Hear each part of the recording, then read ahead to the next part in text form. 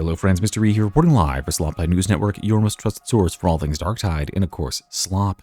Today brings a very urgent news, as if you might have noticed, this is the new Expeditions game mode, the footage you're currently watching, but you could be watching it live. If you're watching this anytime on the 13th or 14th of March, there's a very, very good chance I am currently live broadcasting this new Expeditions mode along with most of the new upcoming patch, as early access has allowed me to bring this to you.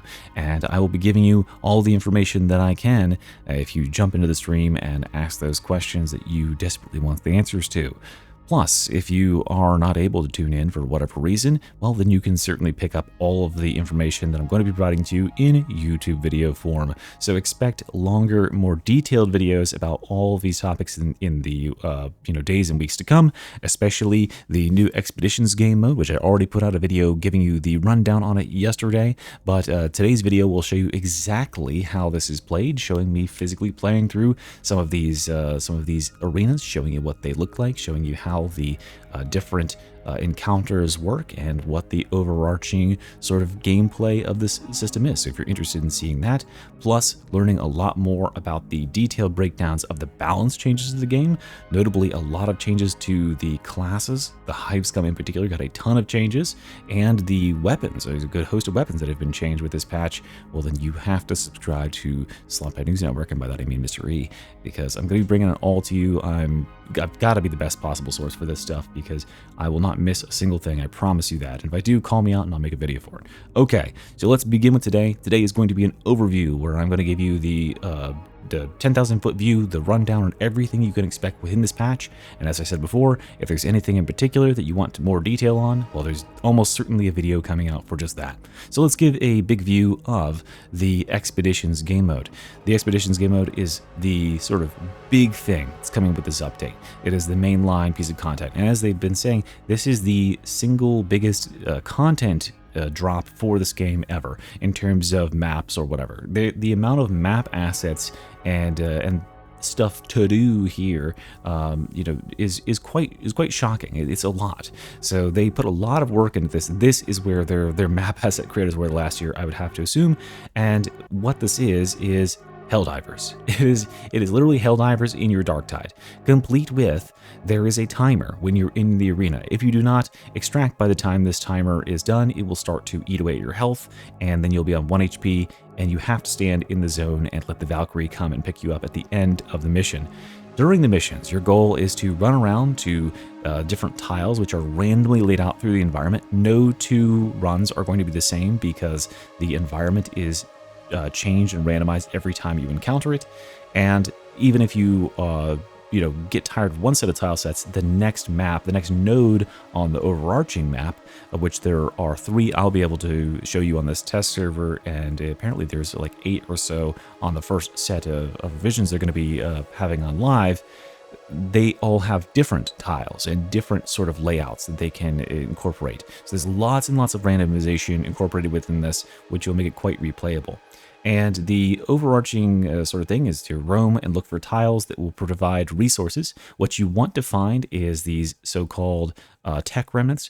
Tech remnants are your primary currency goal, and you get them from doing all the objectives, from killing bosses, and collecting those enables you to unlock further nodes in the map, and therefore get to different more challenging, more interesting arenas that as you get later and later, more progression.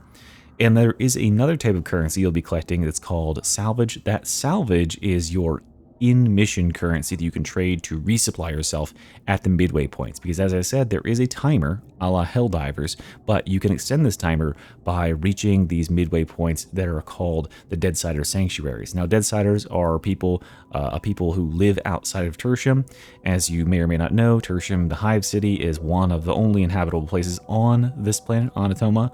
And that is because the rest of the atmosphere and the surrounding the surrounding lands have been stripped barren of resources and are heavily irradiated and poisonous to human life. So that is explaining why we are dying by being here. But these Deadsiders can survive out here in these sanctuaries, which are potentially of Admech origin. Interesting. But those sanctuaries are manned by none other than Swagger, who is very eager to sell you all manner of goodies. Now, he can refill your health, he can refill your ammo and your grenades, but he will also provide you unique gadgets that are only available in this mode, notably of which I found at least 4 different types of mines. There's a shock mine, there's an incendiary mine, there's an explosive mine, there's something else I can't remember. There is also a med kit that puts up a bubble shield, like a la Halo. There are Ogryn frag bombs that any class can pick up and hurl. They're RPG rockets that you hurl overhand. They're very, very fun and interesting, and I'm hoping that there are more of them that I haven't yet discovered as I progress through the game mode. So they add a lot of power, but you'll have to save up some resources in order to be able to afford them. Oh, and also, you can call in artillery strikes, and you can call in the Valkyrie to do a bombing run with a little indicator. So those are also available for purchase out there. Pretty cool stuff. I like the flair on it, but it is very much Helldiver Stratagems sort of style. Now, once you have collected your allotment of tech scraps or tech remnants that you want to get, and/or you're running out of time, it's time to go extract. You'll need to call down the Valkyrie at an extract location, and then you'll wait and defend the area for the final onslaught, and then get on the Valkyrie and peel out of there. And yeah, it is very much a Helldivers experience. It's a cool new way to experience Darktide. I think the environments are really cool, and it will lend itself a lot to more long-range engagements because these environments are huge. They are massive. We are no longer in the claustrophobic halls of Tertium. These environments are very, very big, and most enemies are not just spawned in from random doors in this mission mode. They are just ambient patrols of 20 to 30 dudes walking between locations, which is very cool to see. Now that we talked about the overall gameplay of that, you can go watch a video specifically about me playing it if you want more details. But let's talk about how Fat Shark intends this game mode to sort of progress from here to the future. So these maps are randomized. As I said, they have different randomization parameters as you progress through the nodes. So the nighttime map has different sort of layouts than the daytime map with sandstorms does. And you'll be able to unlock further and further in different maps as you extract those tech remnants, which also lead to unlocking penances, and they unlock some new cosmetics that are on the base 4 classes, as I understand. Now, as I mentioned, those new penances. Oh, and they've also said that the maps will be changed at regular intervals to ensure the mode stays fresh. I don't know exactly what this means, but perhaps there are different looking maps coming, as well as different nodes that we have not gotten the map currently. Now, new penances. There are penances for this mode specifically, as there were for Mortis Trials, etc., but there are specific cosmetic sets that go for the 4 original classes, the non-DLC classes, that are very desert/sand themed, which I think is cool.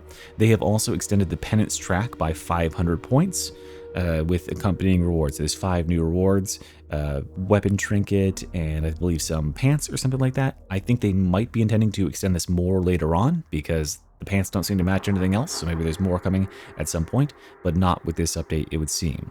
And then we have to talk about some changes that have been made to other game modes or other things in the game. HIVE has had a big buff to its difficulty. The terror point limit is increased from 60 to 90.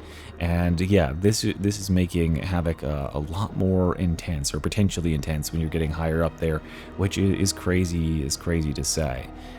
We also saw the introduction of 2 new enemies, which is the Armored Poxhound and the Ogryn Packmaster. These enemies will only appear in Expedition initially. They specifically say initially, so that means that they're going to do their debut in those Expedition modes out in the waste, but they'll eventually come to the main game modes, I'd have to imagine. And then finally, you will be seeing more detailed videos about these breakdowns, about all the changes that have been made to classes and weapons. But if you're interested to know, the HIVE scum has had the most changes of any class. He's had a number of talents removed, a number of talents added, and some reworked. Then there have also been balance changes, talents of some sort changed to Psyker, Arbites, Ogryn, Zealot, and Veteran, all the other classes as well. So I'll be doing one big video, it should be coming out today, about the Hive Scum and his changes, then one video that encompasses all the rest of the changes that have made to the other 5 classes. In terms of weapons, there have been a number of changes, but I don't have those that ready for you just yet.